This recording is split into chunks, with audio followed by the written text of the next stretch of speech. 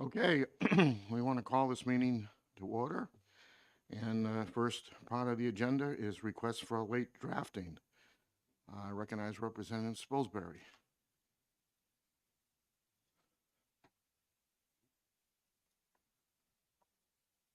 Okay, Representative Kaplan.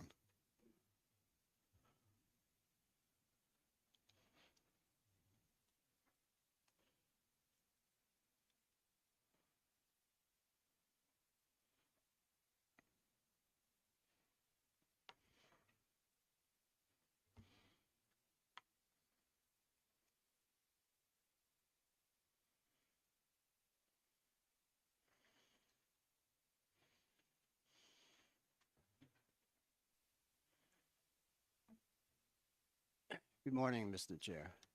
Morning. And good morning, Rules Committee.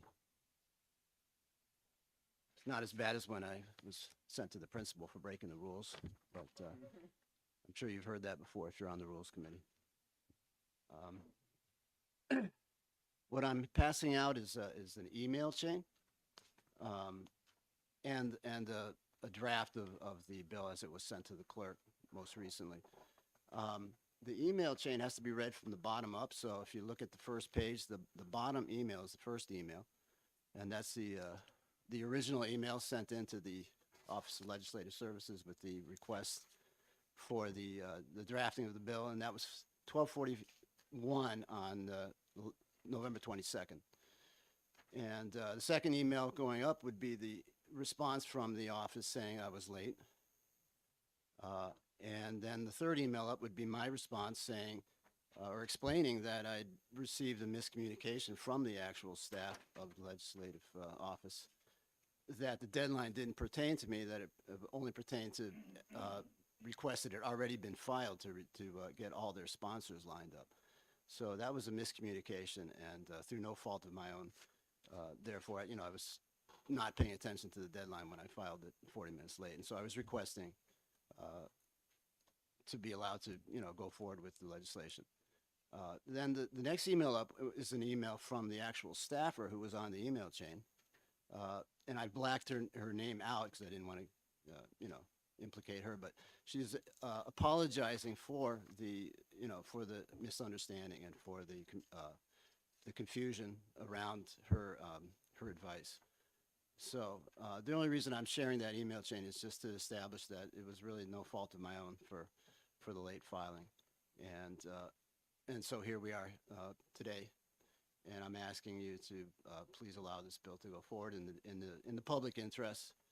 I don't think that a technicality should be allowed to, uh, you know, hold the public back from having this bill heard. So that's it in a nutshell.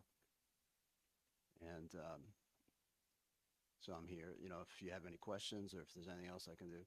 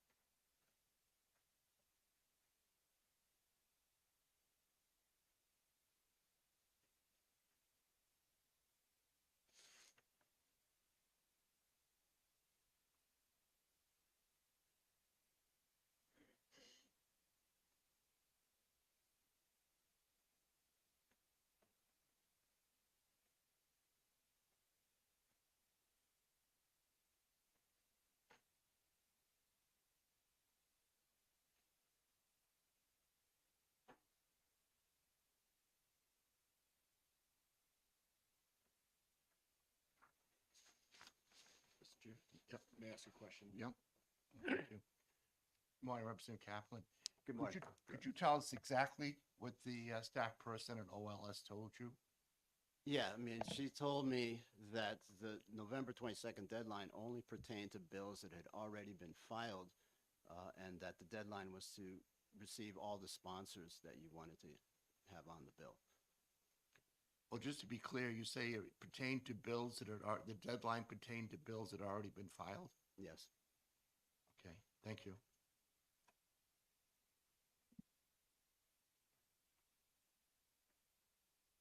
Any other questions? Steve? Thank you, Mr. Chair. Why can't the bill just be filed next fall? I too missed a deadline, and that was my approach. Well, I mean, it's, there's good reasons for that. I mean, this is, I don't want to argue the merits of the bill in front of the Rules Committee, but this bill pertains to enabling legislation that was passed last session for facilities that would possibly be proposed to be built in the state in the interim, and there are no rules in place to regulate those facilities. So the bill that's drafted in front of you here is to enable those rulemaking processes to go forward. Mr. Speaker, Yes. if you know, are we not still in the period of time when the senators still are allowed to file bills? Yes, yes, we are, as far as I understand. Is there any reason why you couldn't ended yesterday? Okay, never mind. Thank you.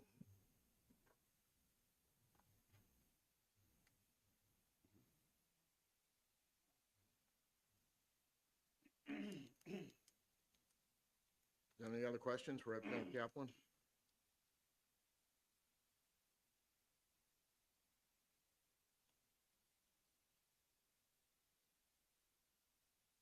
Well, we need a motion one way or the other.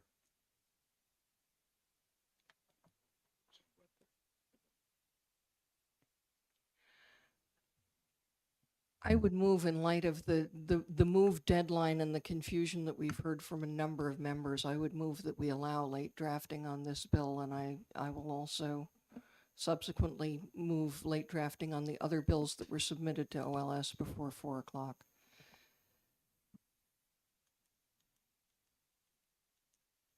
I'll second the motion with respect to Representative Kaplan's bill.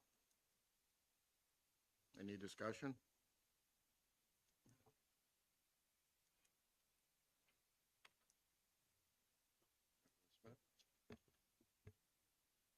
Yeah, I get that the deadline was different this time. Like I said, I got caught by that myself, but rules are rules, and I'm happy to file my bill in the fall. And I don't know, I'm not convinced of the urgency that this one be done immediately. Any other discussion? Senator Osborne? I think if we were to have let people know in advance that at this meeting we would accommodate these requests, that would be a different story. Given that there are a number of other members outside of this room today who will probably be irritated if we were to allow such bills through today, we should probably not do that. Mr. Chair, this motion only pertains to this one bill. This one bill, Just for yeah. clarification. Yeah, just And for this the one record. bill. Okay. We'll do each bill separately. Thank you, Mr. Chair. Mr. Speaker, Yes. I think that this particular bill can be distinguished because, in fact, there was misinformation that was given to the representative as far as the deadline, and he relied on that information. The person from OLS admitted that she had provided misinformation, and although there must have been some scramble at some point because you figured out that November 22nd at noon was the deadline. It was a somewhat complicated bill, so it did sort of set you back on the path of developing the bill, which you otherwise would have been proceeding with more alacrity. So That's why I am in support of this motion to let you bring forth the bill. Any other discussion? Okay. Well, if I'm correct, the clerk will call the roll. Thank you, Mr. Chairman. The motion is to allow. Representative Packard, No. Representative Shirtliff, Yes. Representative Smith, No. Representative Sanborn, No. Representative Osborne, No. Representative Sweeney, No. Representative Wilhelm, Yes. Representative Weber, Yes. Representative Ebel. Yes. Motion fails 4-5.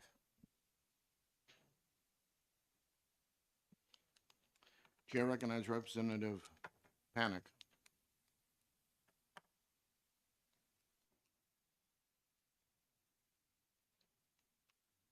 Okay. Chair recognizes Representative Walt.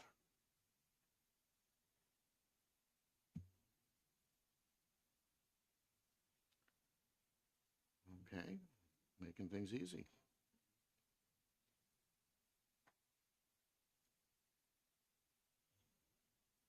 Chair recognizes Representative Grossman.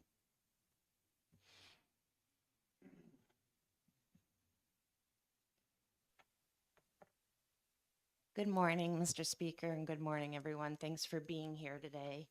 It's good to be back. I'm here because I also had a late filing. I did not know about the deadline being noon. I thought it was 5 p.m.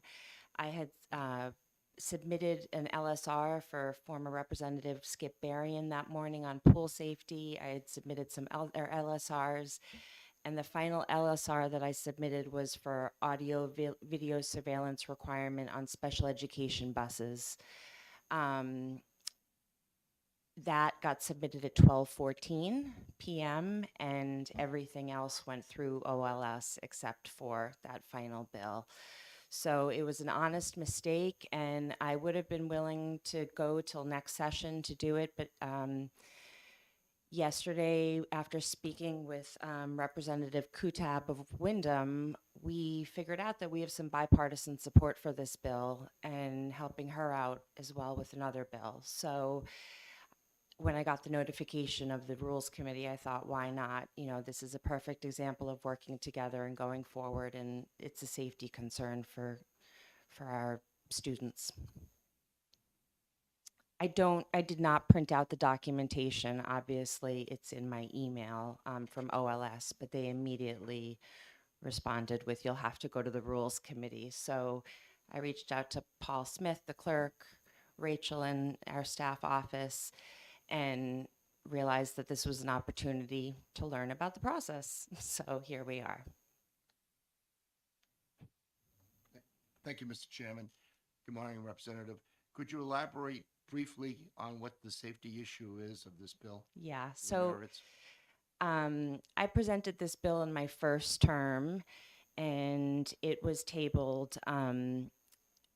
Audio video surveillance is required on regular school buses. However, it is not a law, the requirement of audio video surveillance on special ed transportation.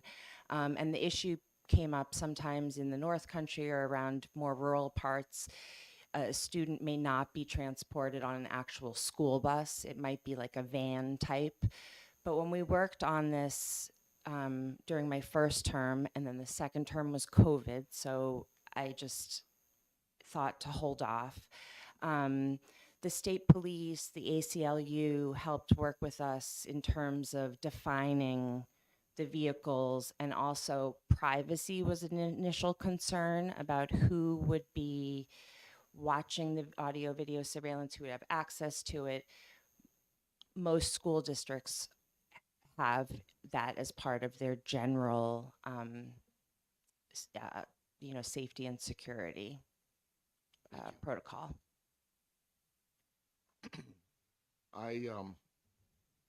I'm not sure if you've looked at all the LSRs, but I understand there's over 100 that have to do with education in the Education Committee. This sounds like a subject that I'm sure you could find a bill to attach an amendment to and move forward with it. Okay. Or any other discussion?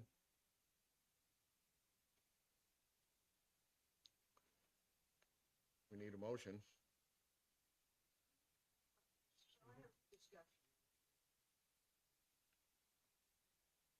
Can- Not to accept late drafting.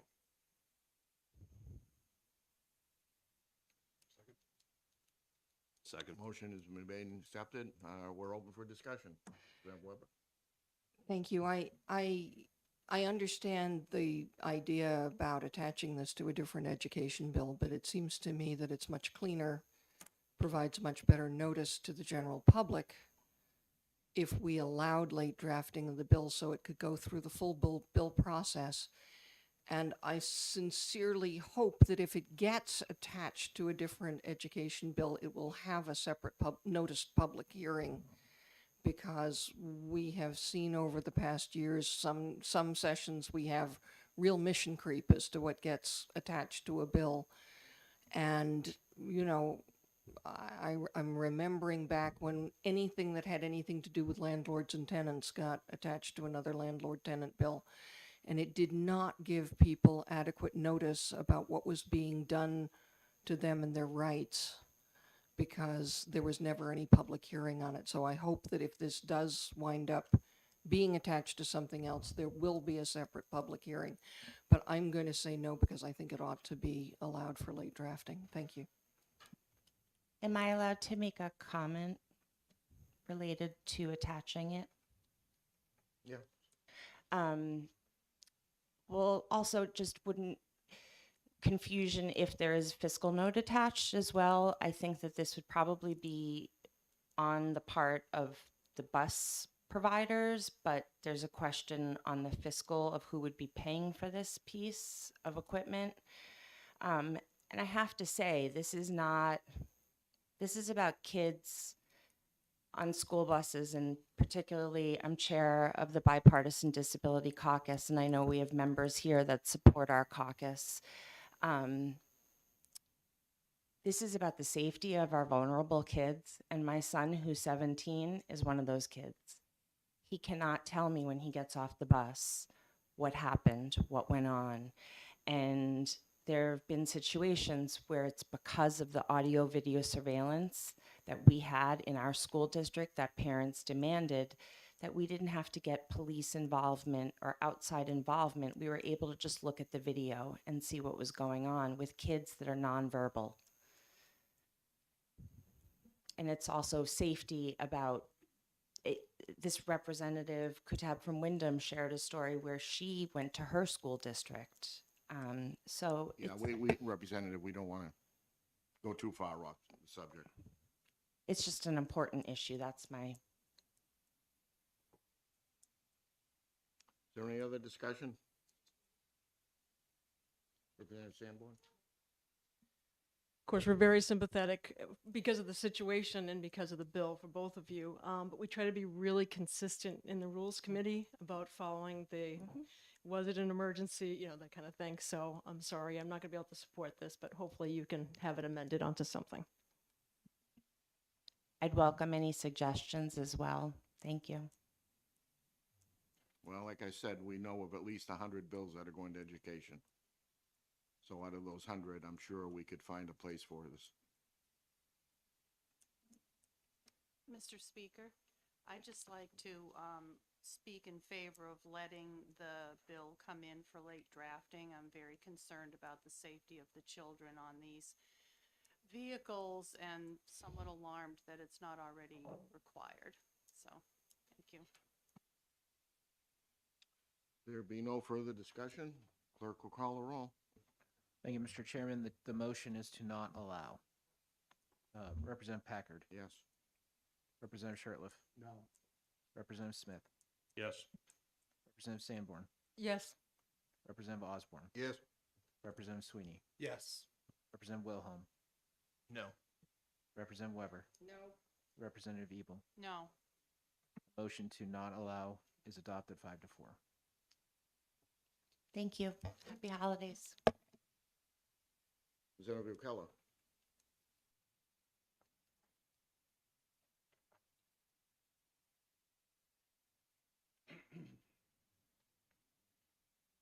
his own and War and Peace.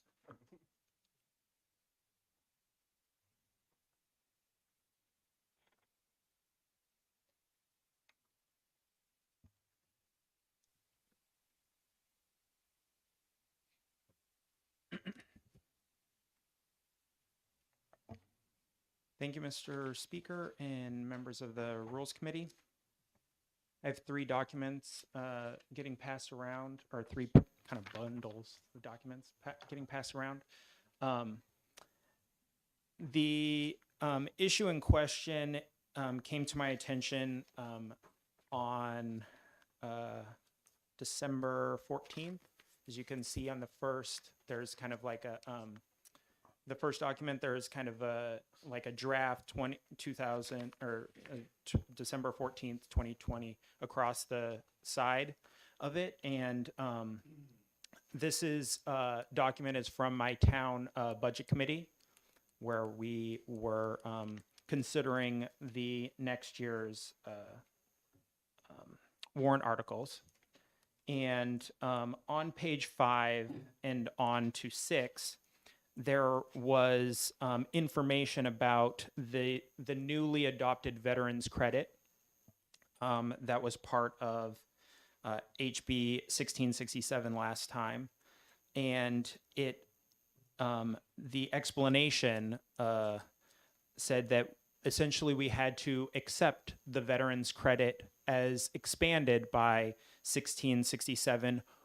And if we did not, or did not have a warrant article, later found out that if we did not have a warrant article, the veterans credit that we had already accepted for the amount that we had already accepted would be null and void and would revert to the standard veteran credit of $50. And that was not my understanding of the legislation when it was passed. I believed that it was you could keep what you already previously had adopted, or you could accept this new expanded eligibility. If you had already adopted a veteran's credit of, let's say, $500 or $750, you could keep that credit.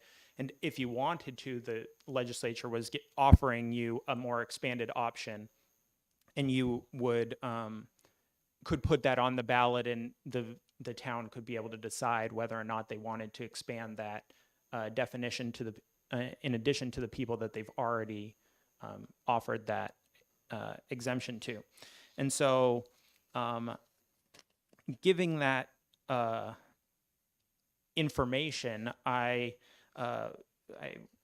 followed up with my town administrator to clarify whether that was indeed like what was written, as far as were they just misinterpreting, was it a miscommunication or something.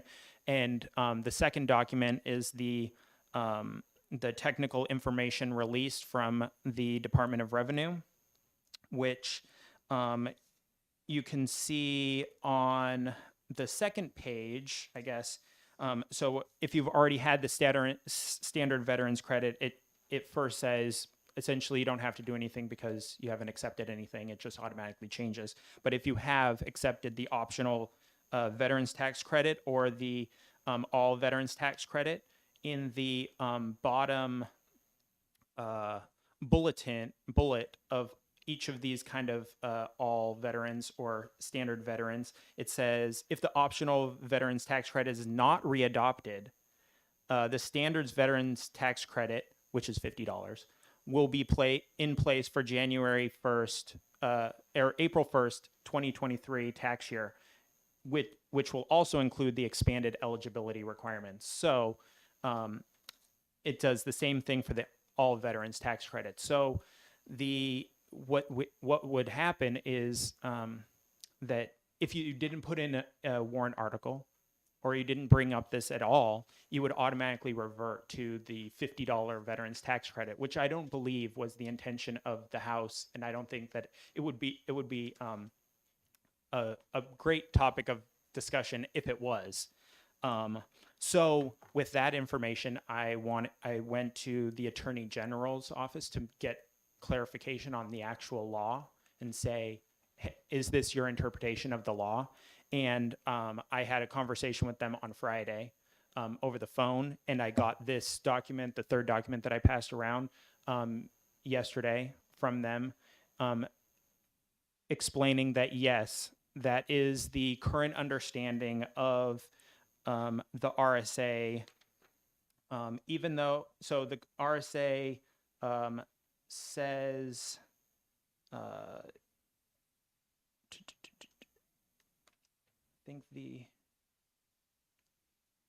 Yeah, we really don't get Yeah, into the okay. depth of it too much. It's That's the fine. main So- question we have is, why were you late? So the main reason why I was late is because I didn't know about this issue, and I believe that it, and as the documents that I show, I did not know about this until just last week. So, and I believe it's time sensitive as it comes up in April 1st of Mr. next year. Speaker, question. Representative Weber? Thank you, and thank you for taking my question. My Yeah. question is, we're not out of time for filing a warrant petition, are we? No. So the warrant So we articles. still could, The warrant articles in my town, yeah, they have to be filed is round, the first public hearing for these warrant articles will happen on like January 14th. So it will be very time sensitive, but yes, it's theoretically, if we, if the House agreed with this being a concern, we could, bipartisan, we could potentially get it fixed before the warrant articles are noticed to the public and the hearing is held. well, I guess my question is, I'm agreeing it's of concern, Yeah. Okay. absolutely, but just as the issue before us in the last question was of concern, Right. we're out of time, and you actually have a way of curing it by simply putting it on the warrant. Is that not true? Thank you for the question. If Yes. I've understood the process. So yes, it will be a warrant article in my town. Right. I'm sure it will be a warrant article in many towns. Okay, But if the warrant article fails to readopt, right. then the veterans tax credit, we currently offer $750 in my town. And if this warrant article fails, we would have essentially said, now everyone gets $50 instead of the current $750 kind of a thing. And I don't think that was the intention of the legislation as passed. Follow through. But isn't that a question that's up to the voters? Oh, absolutely. Yes. I just think that I mean, it I was don't agree with it, but Yeah. It was my understanding when the legislation was passed that we were, if you had already passed, let's say the $750, you could keep giving the $750 that you had already adopted, and this legislation wouldn't harm this passage of this wouldn't harm or threaten that. But apparently it will if you don't readopt by April 1st.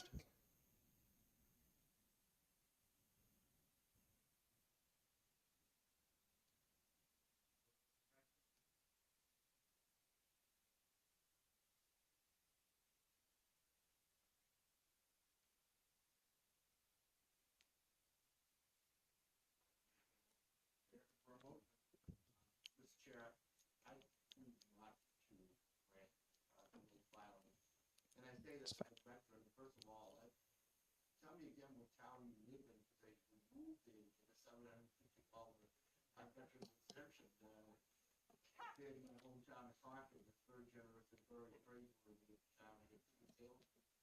Fremont. Yes.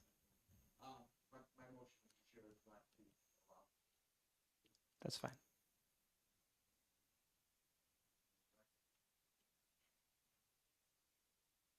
Second.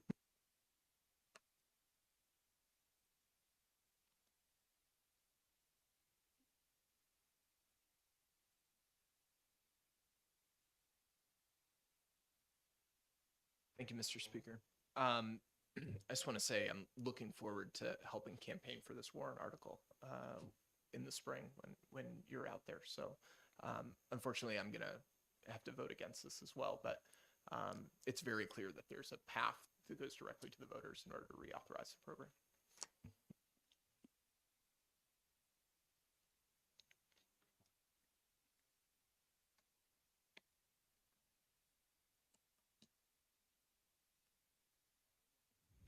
Thank you, Mr. Chairman. The motion is to not allow. Representative Packard.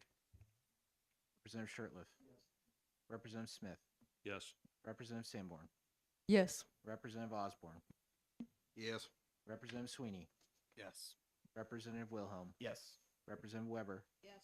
Representative Ebel. Yes. Motion to not allow passes 9-0.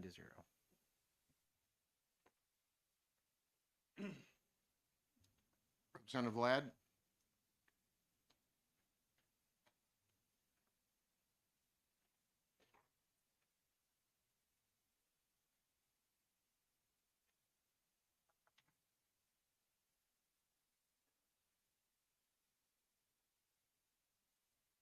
Mr. Chairman, just a reminder that we are being streamed, so if members could please use their microphones when they are speaking.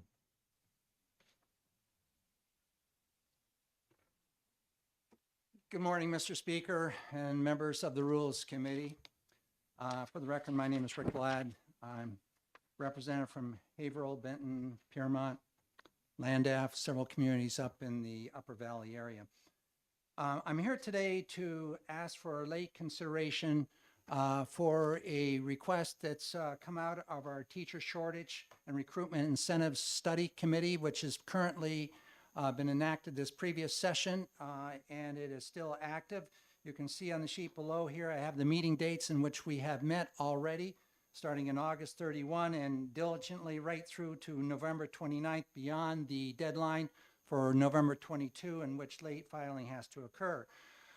Item number 2 on the front page there, you can see the number of committees, organizations that have come and testified before this committee that we have, including retirement system, DOE, and so many others.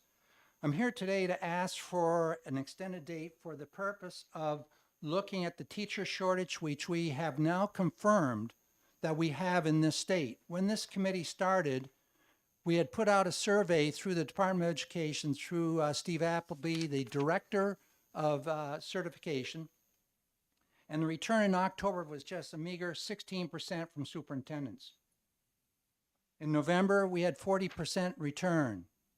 Just yesterday, when I spoke to Steve, we now have 61%, and it is confirmed from our districts now that we have a definite shortage in teachers in special education, mathematics, and the sciences. And we need to do something about the pathways which we need to generate as far as alternative certification for people within the state who want to teach, because there is this drastic shortage, especially in special education right now, where we're seeing the other health impaired IEP category skyrocket on us. And a lot of this is a result of the pandemic. So what we have here is a request to extend the, and you'll see in the back side of your sheet there, the 1-year certification of eligibility that's already in RSA 18939-B. To extend this for 1 year immediately following that, if the school board so requests, and it has to be a consecutive year attached to the first year. The purpose for this is that we have folks that may come in and they, in order to be a certified staff member like this, you must have a bachelor's degree, you must have a criminal background check, and you must have experience in the field. And what we have now is a number of people in the state right now that are on this 1-year ticket. However, they may have come on in March of last year and the ticket's good through March of this year. And what we want to do is try to ensure that we have continuity in our classrooms and finding these people to replace the ones which we have who are currently in the classrooms struggling to get their certification and pass the methods courses. They need more time than 1 year to attend the system, the university system or whatever system they're getting this through. So I've got on the backside what we're intending to do. This has been worked out with the Department of Education. And there was one line also that was injected by the National Education Association. I'll take any questions. Main reason, Representative, was why? Why are you late? Because we did not have the data at the November 22 deadline. We received this data just within the last week. And as a result of that, we know that we definitely have this shortage. It's not just a nationwide shortage. There's a shortage in this state. We're having more calls coming in from superintendents just within the last week saying we need to keep these people on board that we have. The main question was, why was it late? You explained that. And the committee came out with recommendations on November 29. Those were interim recommendations as some of our members are no longer with us in the Senate. And unfortunately, so we went ahead and made the interim recommendations, and this is part of the other part of the recommendations. Motion? Thank you, Mr. Chair. I'd move to grant the late filing. And just to speak briefly to my motion, I thank Chairman Ladd for bringing this information before this committee and before the House. And I think we're all aware of the critical shortage of teachers in New Hampshire, especially in our special needs and FACT programs. So I thank the member for bringing this forward. Thank you. Thank you. Is there a second? Graham Smith seconds. Is there further discussion? Sam Weber? I'm concerned about doing this on the basis of the content, because that's not how we make our decisions here. But, and part of me wants to say, gee, there are 100 education bills that this can be attached to, but I am well aware of the fact that I said that that wasn't the great way to go before. But what I am remembering is, and what I discussed actually with the clerk prior to this meeting, was that we have often had in the past a blanket motion that covers the statutory and study committees that are caught in just this squeeze. And if we thought there were more statutory and study committees that are caught in this squeeze, I would ask to amend the motion that any of them that have reported late, that have a majority report that requests legislation, I think that's the way we worded it the last time, that they be allowed late drafting so that we didn't have to do them one by one, although the clerk said to me that he didn't think that there were a lot of committees in that position because most of them have ended. But you know, I would be open to a more blanket permission for late drafting for legislation arising out of the majority report of a study committee or commission. But I'm going to vote for this one as well. Further discussion? Representative Smith? So just so I'm clear, there's a statutory study commission that had a report out date that was late than what we normally allow, or did the committee just report late? The committee's due date is November 2023. So we are not completed our tasks. However, we're at that point now where we have this data there's a need out there for continuity in the schools for our students. And so it was the decision of the committee to make an interim recommendations and continue with our work. And there is much work to be done in terms of some of our rural and city districts in terms of incentive grants. So there's a whole lot of work which we have ahead of us. However, this particular can be handled right now. We have people in this situation, and it's felt that it's best dealt with immediately rather than waiting to November 23. No further discussion? Clerk will call the roll. Thank you, Mr. Chair. The motion is to allow. Representative Packard. Yes? Representative Shurtleff. Yes. Representative Smith. No. Representative Sanborn. Yes. Representative Osborne. Yes. Representative Sweeney. Yes. Representative Wilhelm. Yes. Representative Weber. Yes. Representative Ebel. Yes. Motion to allow passes 8-1. Thank you. Ms. Lane?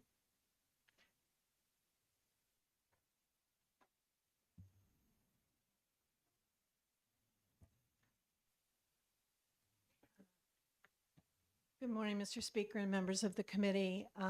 I, like several people before me, thought that the deadline for filing was on 4 o'clock, and I had filed another bill earlier that morning.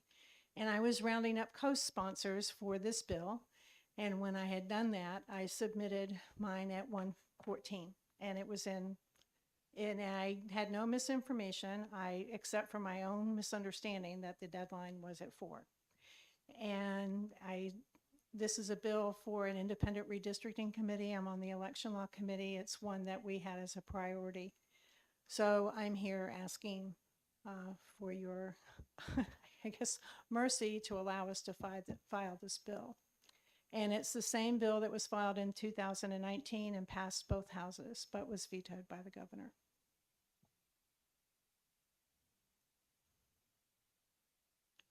Questions? Representative Smith? Thank you. Why can't it be filed in the fall since redistricting is not imminent? We'd like to get it out there and study it, and I'd like to find some more co-sponsors. But yes, it can be filed in the fall. Sweeney? Is there a second? Second. Motion is not to accept. Is there further discussion?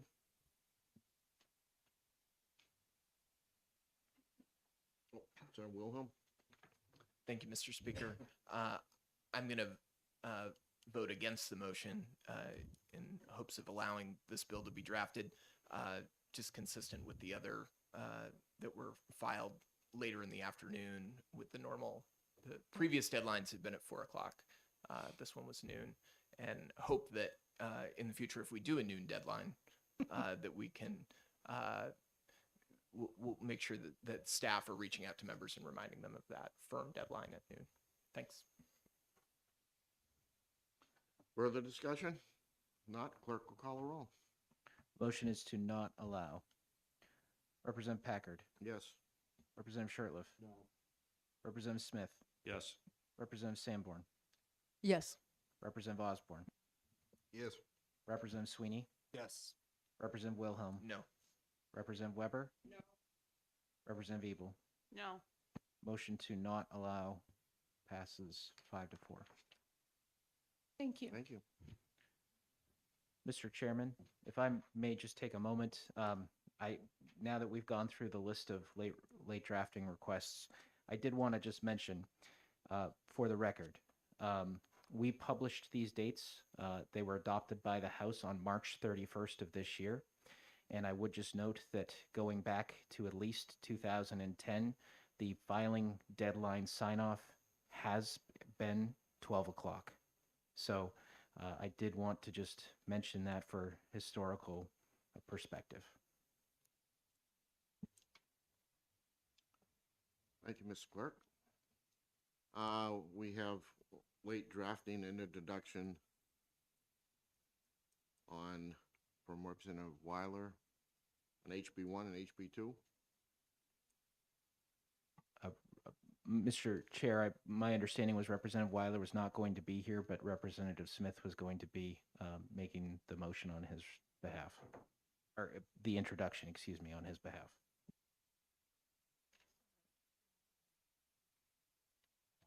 Okay. Well then, Mr. Chair, I move that late drafting and introduction of House Bills 1 and 2 be allowed. Second. Is there any discussion? Senator Weber? Is there any reason not to amend the motion to include House Bill 25 as well? I don't think so. I think that. If you would accept that as a friendly amendment, I would move that we allow all three and just get them done as a package. Fine, it's fine with me. Okay. Clerk will clarify the motion and call the roll. Thank you, Mr. Chair. The motion is to allow for late drafting and introduction of House Bill 1, 2, and 25. Representative Packard. Yes. Representative Shertliff. Yes. Representative Smith. Yes. Representative Sanborn. Yes. Representative Osborne. Yes. Representative Sweeney. Yes. Representative Wilhelm. Yes. Representative Weber. Yes. Representative Ebel. Yes. Motion passes 9-0. Mr. Chair, the only reason they were scheduled separately is because Representative McConkey is here, so that was he was going to make the introduction, but that's perfectly acceptable.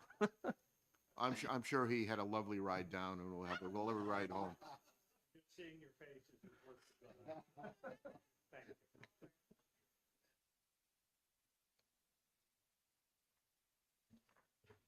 Okay.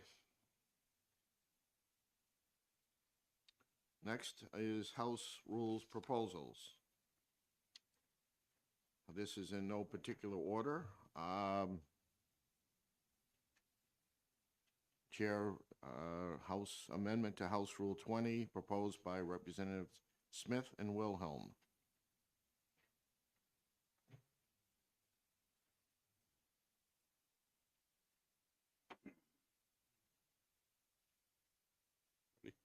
Would a motion be in order? Mrs. Yes. I move. Okay. I'd move, Mr. Chairman, that we pass this amendment. Is there a second? A second, Sweeney seconds. Representative Smith. Thank you, Mr. Speaker. Yeah, so the point of this is actually to protect each caucus from themselves, so that depending on attendance on any given day, we don't try to special order and pack the day with a bunch of our big ticket items and hopefully cooperatively bring stability to the House. Further discussion?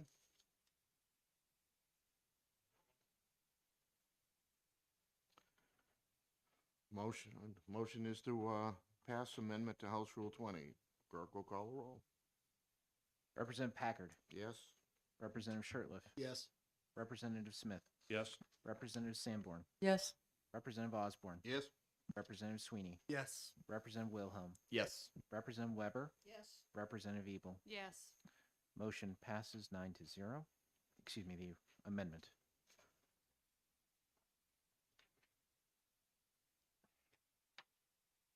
Amendment to House Rule 43B, proposed by Representatives Stephen Smith and Representative Wilhelm. Mr. Chairman, Chair. I'd move approval of the amendment. Is there a second? Representative Sweeney, Representative Smith. Thank you, Mr. Speaker. There's a lot of language to accomplish something really simple. That normally executive sessions will be put for a specific date and time on a calendar. If you can do them as a package, the committee will exec these 8 bills at 1 p.m. That's fine, and that's normal. If the chair and the ranking member as designated by the minority leader agree, and they have a gap in their schedule, they can pick off some that were not done. Normally we would put language in the calendar to allow executive sessions throughout the day.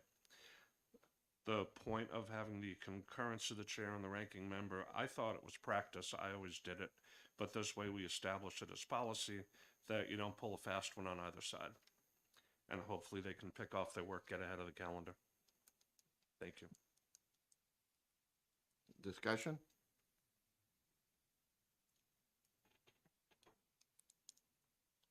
Jim Wilhelm? Yeah, thanks, Mr. Speaker.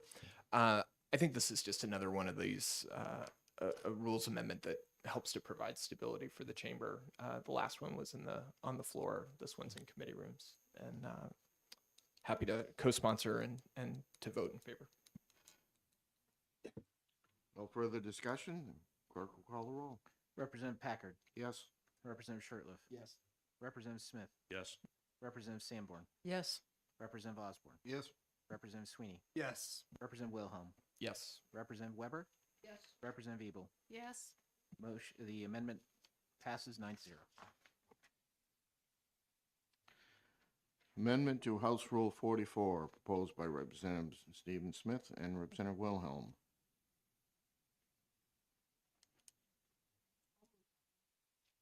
I'll move that one.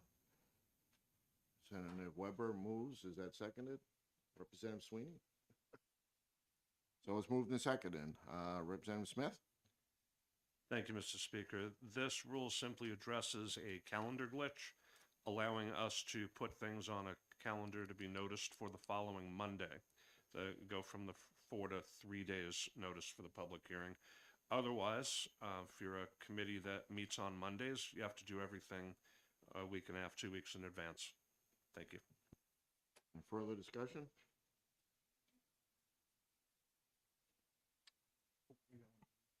Oh, Senator Wilhelm? Thanks, Mr. Speaker. I think as we've moved to double rooms and scheduling 5 days a week, this is really important, just so committee chairs can be planful around their work.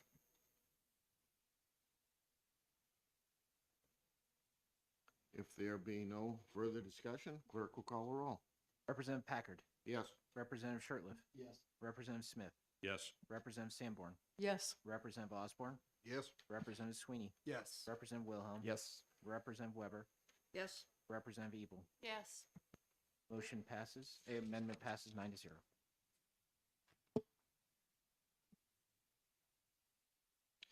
Chair recognizes Representative Yokela for an amendment to House Rule 22C.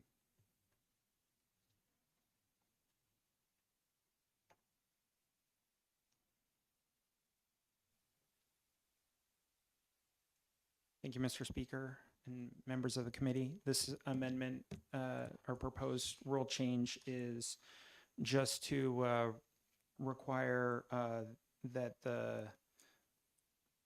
the question be placed to the members twice if a roll call is sufficiently seconded before ruling that it isn't, just to give people that have a hard time getting up enough time to stand up, since that is a requirement. Thank you.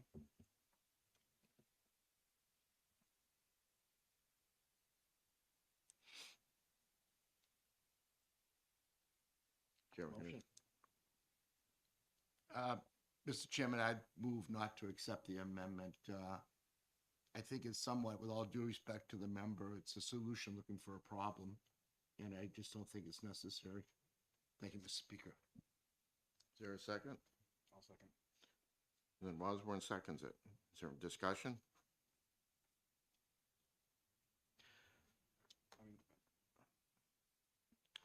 If I could provide a theatrical enactment, a roll call has been requested. Is that sufficiently seconded? Is that sufficiently seconded?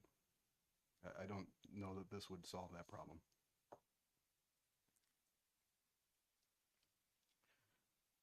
The motion before us is not to accept the amendment to House Rule 22. There be no further discussion. The clerk will call the roll.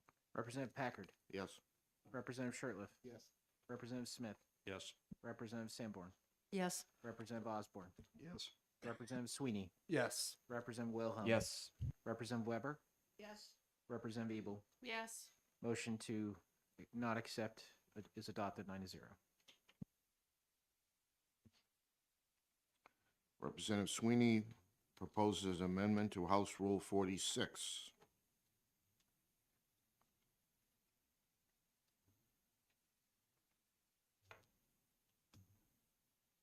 Oh, Representative Smith? You have your hand up? I have to speak. Yeah, well, I Well, move to we need adopt a- the We amendment. need a motion first.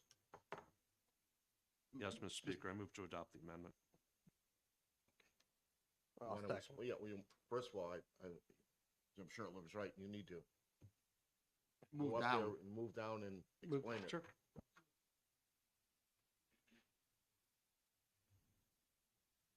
Can he vote on his own? Thank you, Mr. Speaker and fellow members of the Rules Committee today. As previous rules that we've adopted already, amendments we've adopted already today, the basis for, this is really a House floor stability rule. This is to make sure that when, in the scenario, a committee is divided evenly between them, which I would expect we'll see more of this upcoming session. That the first motion that the House will consider will be coming from the chair or the vice chair if the chair is absent on the floor of the House. And that's my motion. Mr. Chairman. Question for the clerk. Hey, Bob. Mr. Clerk, is it in Mason's that our practice and procedures that when the committees are tied, that dispositive motion should come to the floor? Thank you for the question. The situation is that the two statements regarding what the two positions out of the committee were would be printed in the House calendar. Excuse me. However, our practice and precedent is that the positive motion is considered first on the House floor. Thank you, Mr. Clerk.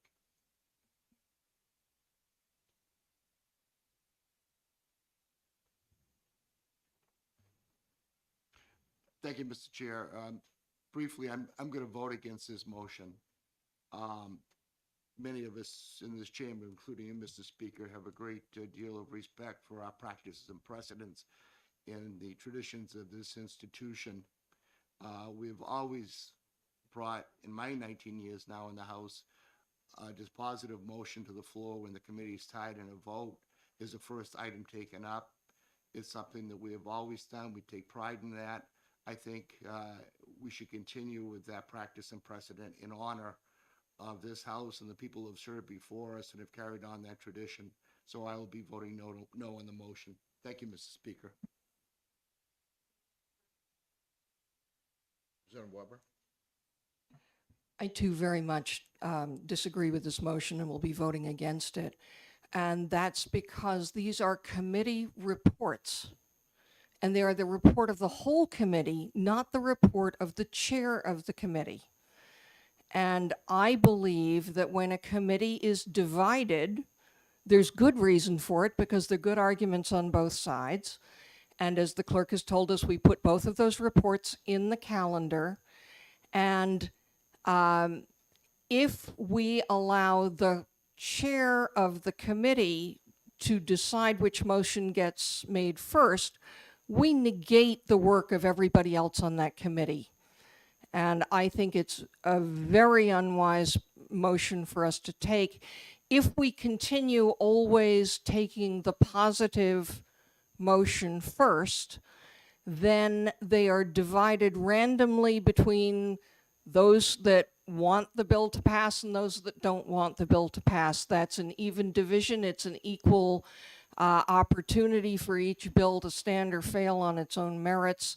And I think it would be a very sad day for this House if we voted to allow the committee chair to take over the work of the entire committee. Thank you.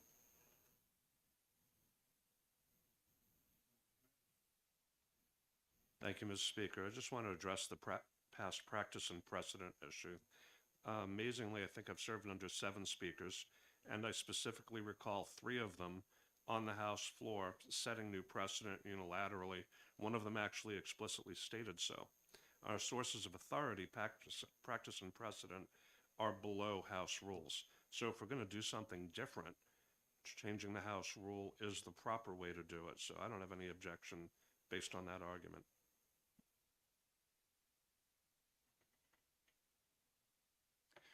So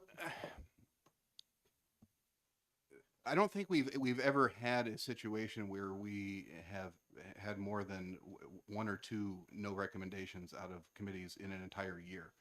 We're looking forward to 2 years of having probably 150 per year, and every single one of those has the likelihood of having to go through multiple roll calls. And it's going to take up a lot of time every single session day. So I don't know that this proposal is necessarily the greatest solution to that, but I think we should probably come up with some solution. Maybe it's that the prevailing motion is ITL rather than OTP, or there's some other mechanism of selecting the motion that is most likely to prevail on that day. at that time. And I'd be open to any other suggestions, but I think we need to come up with something.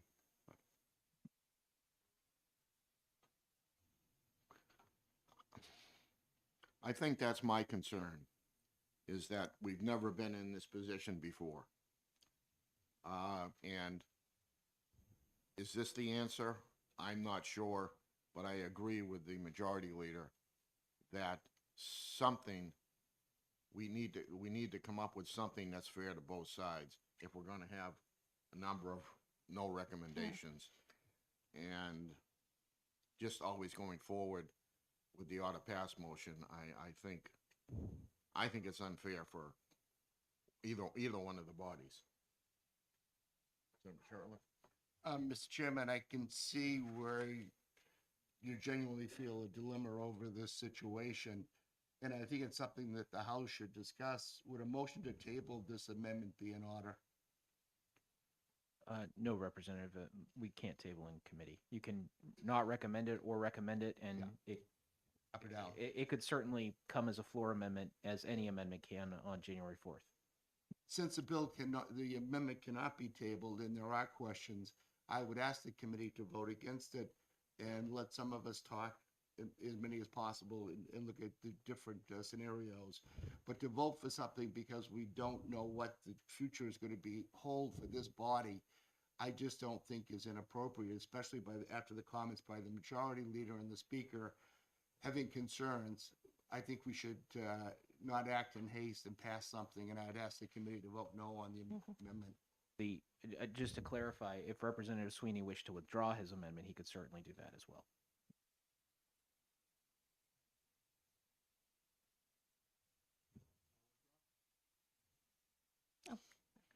Thank you.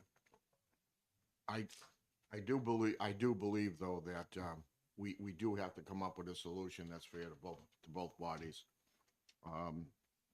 Mr. Speaker, I was just going to comment before the bill was withdrawn that I think traditionally we always have a couple of relatively light days on our first couple of session days. And I think that will allow us to see whether the time issues really are there or are not there. But I hope that whatever solution is come up with, it may be a problem in search, a solution in search of a problem, but if it becomes a problem, I think we need to come up with a solution that honors the work of the entire committee and does not simply delegate to the chair that which was handed to an entire committee for a resolution. Thank you. Yeah, I think having put this one aside, Representative Weber, I don't know what the solution is offhand, but I think it's fair.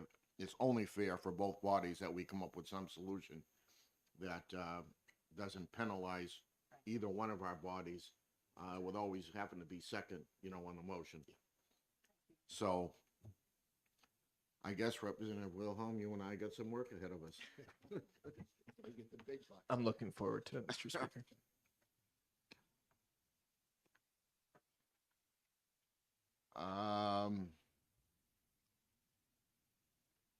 Is Representative Stephen Pearson here? I don't see him. Oh, there he is. We're hiding. He is proposing an amendment to House Rule 52.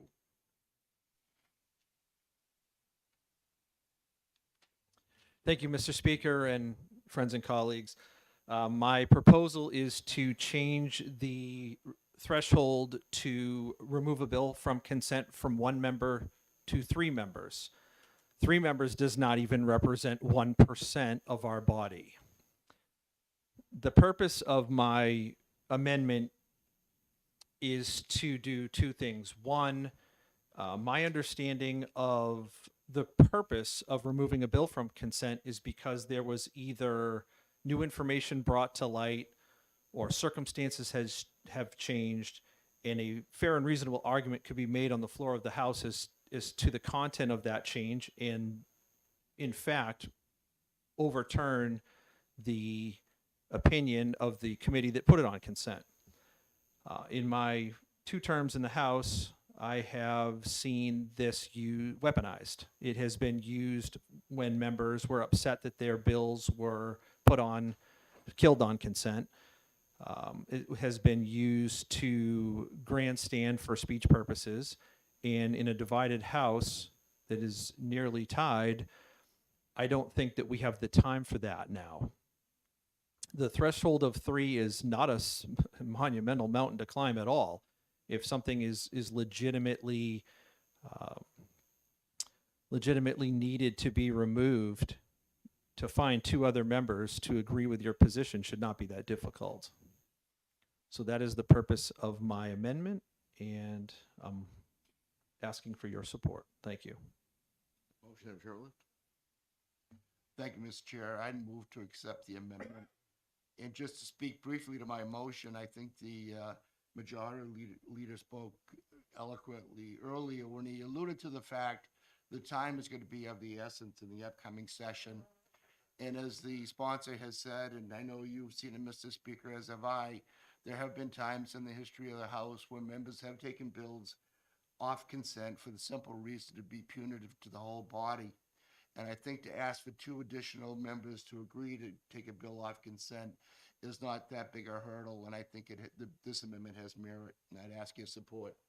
Thank you, Mr. Chair. We have a motion to accept. Is there a second? Second. Further discussion? Representative Osborne? So I gotta tell you, I like this idea. In fact, I wish it were a larger number, maybe like 50 or so. But that's my personal opinion. I do think there should be a much higher bar to bring business to the floor of the House and take up 400 people's time. I worry that it's called the consent calendar for a reason. That people, we are consenting to it and requiring an extra 2 people. I don't know that that's necessarily right to do, but I do like the idea. I'm on the fence. Representative Wilbur? I too was on the fence when I read this, because I'm thinking about, the concept of unanimous consent and one person withdrawing their consent. But as has been pointed out, we have the right to change our rules and to adopt a specific rule for a specific situation. And I think that this rule is probably a good idea for a specific situation, so I'm going to vote for it.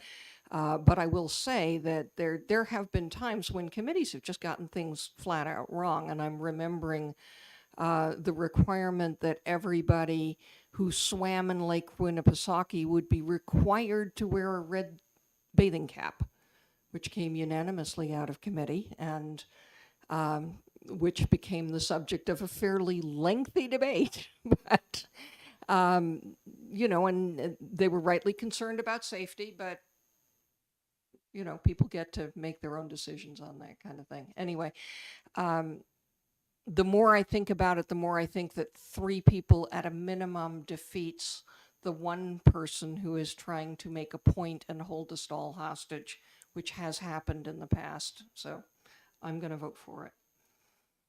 I think that is my concern too, is that we could be held hostage very easily too many times. And if a member can't come up with 2 more members that wants to remove a bill from consent for good reasons, then it probably shouldn't be removed. Is there any other? Clerk will call the roll.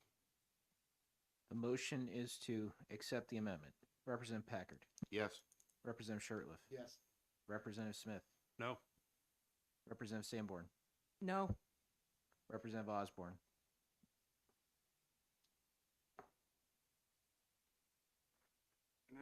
No. Representative Sweeney. No. Representative Wilhelm. Yes. Representative Weber. Yes. Representative Ebel. Yes. The amendment is adopted 5-4. Thank you. Chair recognizes Representative Dutsey to propose an amendment to House Rule 58.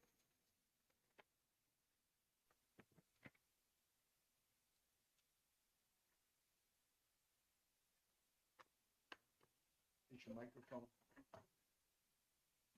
It's been a while since I've been using this. Okay.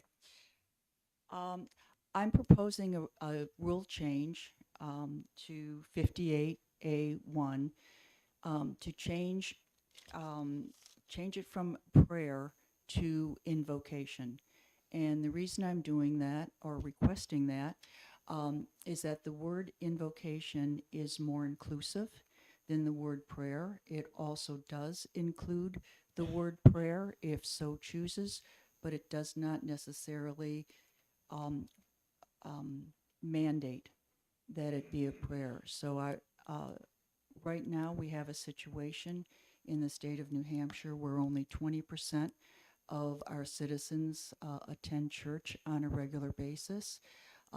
There are a number in the younger generation that are not religiously affiliated.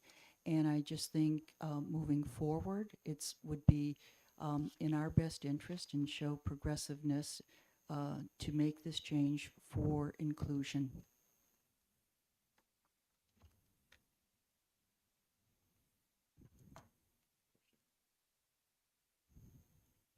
Thank you, Mr. Chair. This proposed amendment would have nothing to do with eliminating the position of House Chaplain.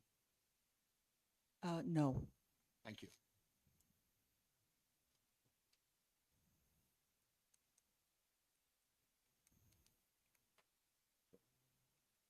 Somebody want to make a motion? Mr. Speaker, I have a question first. Representative, thanks for bringing this forward. Can you give some examples of, aside from prayer, what might happen during the invocation? Well, to me, an invocation, because it opens up our session, is something that should really speak to us as a unifying force, as a call for us to do our duty of that day, to be a celebration of why we're there, to promote policies for everybody in New Hampshire. And I just think that the individuals that are chosen to come up and do an invocation would be given greater latitude in terms of what they want to say. Okay. And, some choose to go down a religious line, and that's fine, but others may choose really to do more of a spiritual, I'll say nature-based, uplifting speech that does not have any religious connotation. So I just think that the word invocation gives that latitude to whomever the speaker chooses to give the opening invocation for that day. It's still certainly within the speaker's purview to do whatever he wants, but I just think it gives greater latitude to those who are chosen. Thank you. Sweeney, Mr. Speaker, I move to reject this amendment. is there a second? Second. Further discussion? Is it Weber? I just want to put on record that I too am concerned. The clerk will tell you that every year we have our discussion about what is referred to as the Quaker Oath, and it's an imprecise term. Alas, it's in the Constitution, I think, or if not in the Constitution, in statute, so we're stuck with it unless we start amending everything. But there are a number of places in our laws that we have, in my opinion, crossed the line in assuming a particular religious tradition over all the other religious traditions, or those members who choose not to follow a religious tradition. And I think that any time that we can allow our language to be more inclusive and more accepting of everybody's viewpoints, that it is a good thing. So I'm going to vote against the motion. Thank you. Senator Wilhelm? Thank you, Mr. Speaker. As somebody who grew up in the church, who got married in the church, who got confirmed in the church, who got baptized in the church, whose kids got baptized in the church, who admittedly doesn't attend church quite as often as I used to. However, I'll be there on Saturday evening. I think this is a really smart move for the chamber. I think this is, this is not a slight of people of faith. I certainly don't take it as that. But it's really an effort to be more inclusive, as the representative shared. So I'll be voting in support of it, and hope other members of the committee will as well. Further discussion?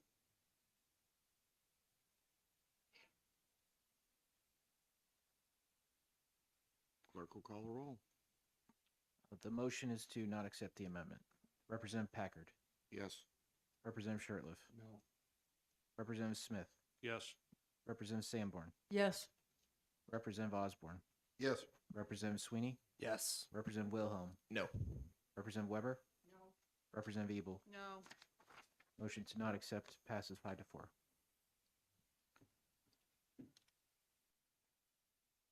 Chair recognizes Representative Edwards for an amendment to House Rule 58.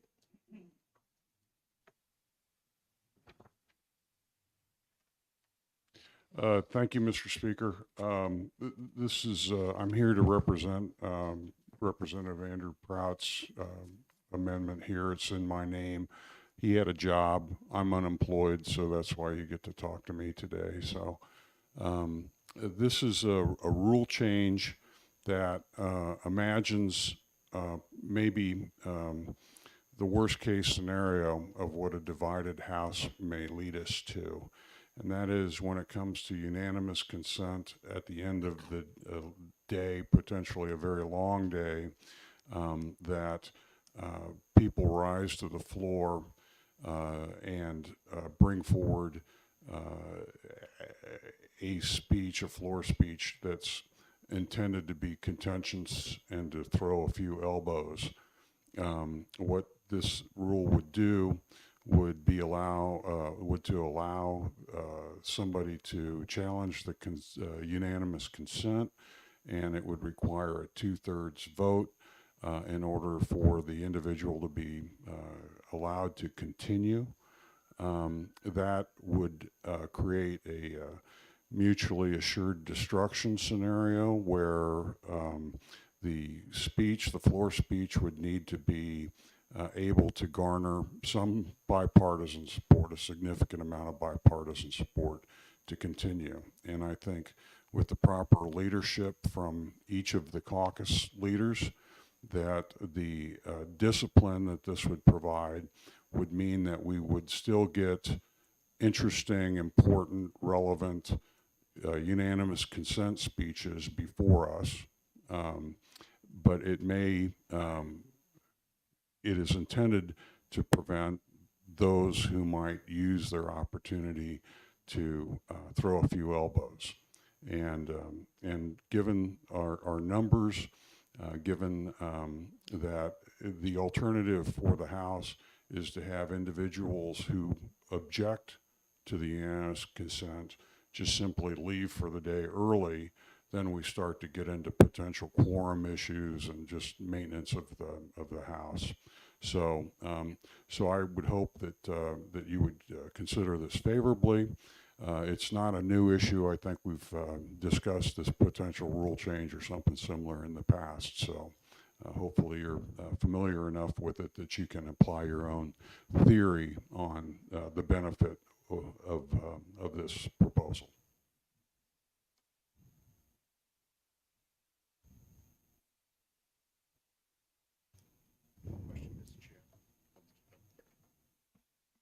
Good morning. Yes, still morning. Good morning, Representative Edwards.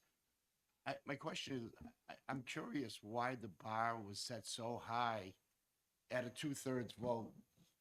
That's 66 and 2/3% that a member would need to get the vote of to be allowed to continue with the consent of the House. And I just can't understand why that number is so high.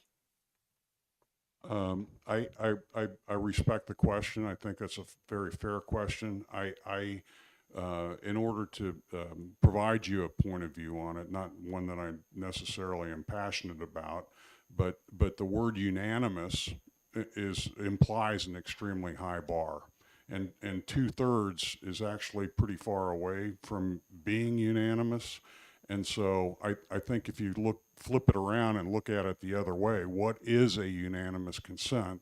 2/3 would reflect a position where it's still a whole lot of people. So if you all wanted to change it to say 60% or some other number, I wouldn't object to it. The point is, with our majorities and so close to one another, a mere 50% on any given day opens a potential can of worms. And so I'm just trying to assure that there's some bipartisanship in there. Thank you. Further discussion? Mr. Mine was Hopper? discussion rather than a question. Is that okay? Okay, I- why don't we get the motion first, Representative? Well, I was trying to figure out what motion I wanted to make, but that's okay. Does somebody want to make a motion? Well, I'd make a motion. Okay. Thank you, Mr. Chairman. With all due respect to the member, I'd move that we not accept it. I think that number of requiring a 2/3 vote is extremely high. And I think if it was brought forth a lesser number, maybe, but at 2/3, it's an awful high barrier for a member to try to get permission to continue to speak. So I'd ask the committee to vote no on, with all due respect to my friend from Auburn. Second. Member Weber? and I was going to say, I very much respect the point of view of those submitting this because I think it is a consideration, and I'm actually not opposed to this, but I think that there are a couple of other issues with unanimous consent that need to be addressed at the same time. And the other one is the area which we have where unanimous consent, one member withdraws their consent, there's a vote of the House to allow the member to proceed.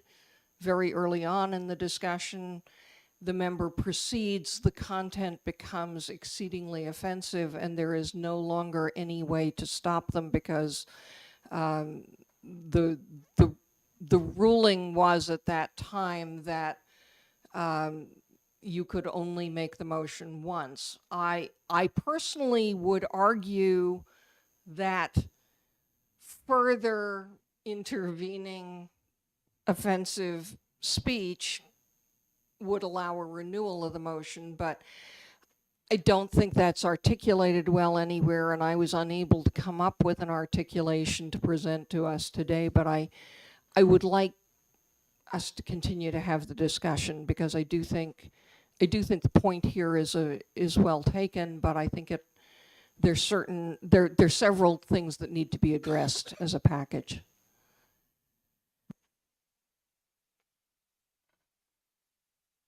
Further discussion?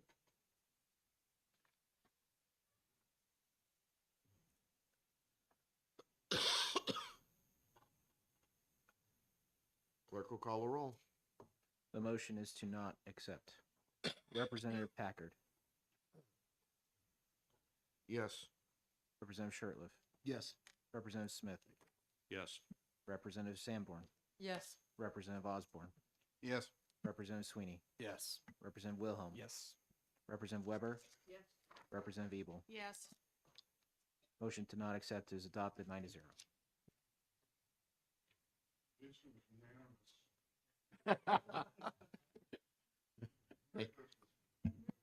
Thank you, Jess. Sweeney is proposing an amendment to House Rule 64.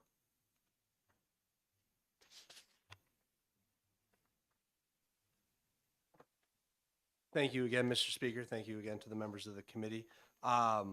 This rules amendment removes the word bulbs and adds the word "a" in front of flash in the current House rules banning cameras on the House floor. I'm a big fan of photography. I will occasionally around New Hampshire go to antique shops and buy old cameras that I can, and they all have the old flash bulb ports where you put a light bulb in. But I have not seen one on the House floor, and I've been in and out of the legislature for the last 10 years.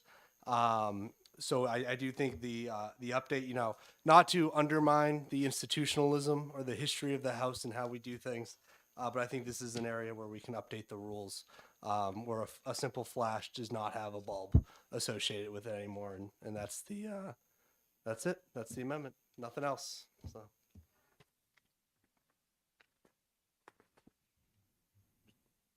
I'd move acceptance. Okay, we got a motion to accept. Is there any discussion? There's no discussion. The clerk will call the roll. The motion is to accept Representative Packard, Yes. Representative Shirtliff, Representative Smith, Yes. Representative Sanborn, Yes. Representative Osborne, Yes. Representative Sweeney, Yes. Representative Wilhelm, Yes. Representative Weber, Representative Ebel. It's a tough call, but yeah. I'm kidding. Motion amendment is accepted 9-0. Did it take a while to, It wasn't a flash decision. Mr. Chairman, we have one remaining that we haven't taken up yet. Amendment to House Rule 66, which is kind of an important one, House deadlines. Oh, that. Sorry. yes, I was just looking for that. Okay. I knew we hadn't taken that one up yet, so. I'll move acceptance, Mr. Speaker, if that's helpful. Second. That helps. I second. So we have a motion and a second to accept the House deadlines. Is there any discussion? Representative Weber? I will just note that the deadline to report House bills going to second committee has slid later from where it has been some years.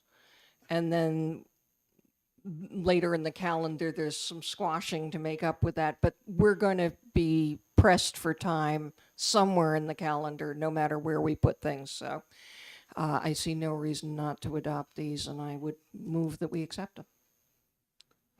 Well, it gives us a little bit more time to put the budget together. Yep. We were always pressed for that, and I'm glad that we're moving forward and giving us a little bit of extra time. So if there's no further discussion, clerk will call the roll. Representative Packard, Yes. Representative Shirtliff, Yes. Representative Smith, Yes. Representative Sanborn, Yes. Representative Osborne, Yes. Representative Sweeney, Yes. Representative Wilhelm, Yes. Representative Weber, Yes. Representative Ebel. Yes. Amendment is accepted 9-0. Is there any other business to come before the Rules Committee today? Mr. Chair, just a quick reminder, especially for those who may have presented amendments in the audience, that we will, if members do wish to submit floor amendments, that is acceptable. The same procedure still applies, that we'll need those by the 3rd, Tuesday the 3rd, so that we can run copies for seat pockets to go into the seat pockets for session day on the 4th. And is that 12 p.m. or 4 p.m. on the 3rd? I mean, we've always said close of business. Is that not correct? Close Yeah. of business is Thank correct. you, Thank you. I would just be mindful that needing to run 400 copies takes more than 10 minutes, though. So if you do have something the earlier in the day, so that I can get them prepared and in seat pockets, that is helpful Sure. to staff. Thank you. There be no further business. We have a motion to adjourn? Second. All those in favor?